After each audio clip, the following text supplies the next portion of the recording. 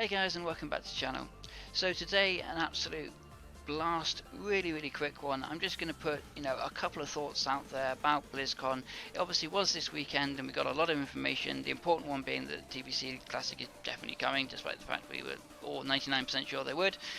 But yeah, just some really quick thoughts about what's been discussed and how it should impact PvP. So yeah, enjoy. So to start with the Shaman specific stuff, which is obviously the important stuff here. Spell batching is going to be removed.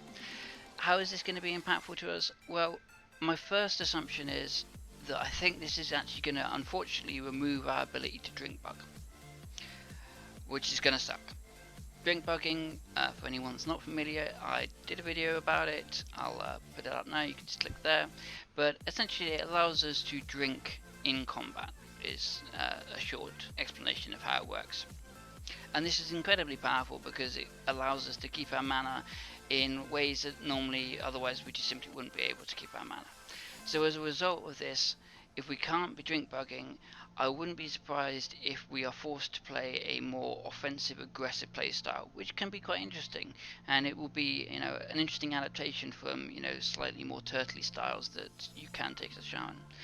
This is obviously yet to be seen. We'll see when the beta comes whether this works or not, but maybe it will.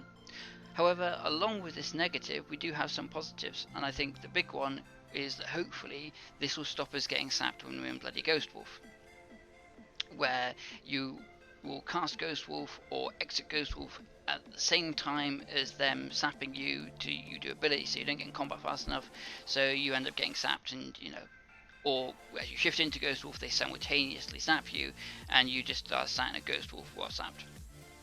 Furthermore, to this as well, I think it'll also stop us getting cycloned despite having grounding down. If you place grounding at the exact same time that they cyclone you, you will simply just be cycloned while you have a grounding term sat next to you and the buff of grounding on you, completely wasting your grounding term. So there are positives to this spell batching change, but again, when the beta comes out, we'll do some testing, we'll see what happens, but if it's a choice between being able to drink bug and get cycloned every now and then, I'd rather be able to drink bug, to be honest.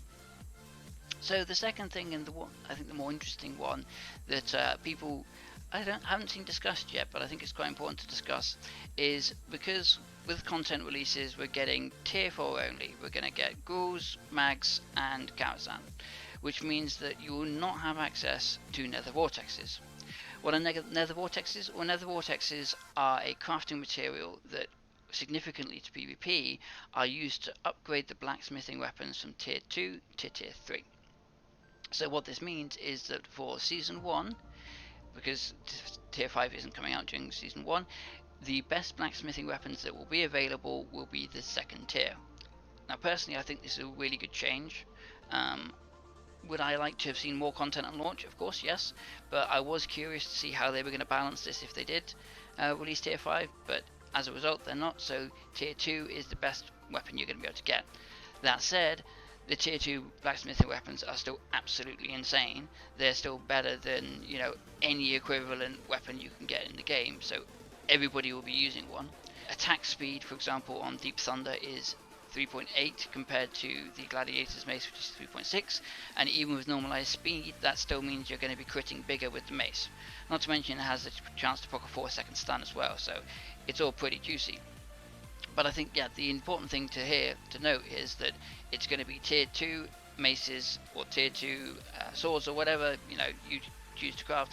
Tier 2 is as good as you're going to get in season 1, which I think is a really nice balanced way of doing it. The next thing that I'll be interested to see when it comes to these maces, or say these weapons, why do I keep saying maces? Christ.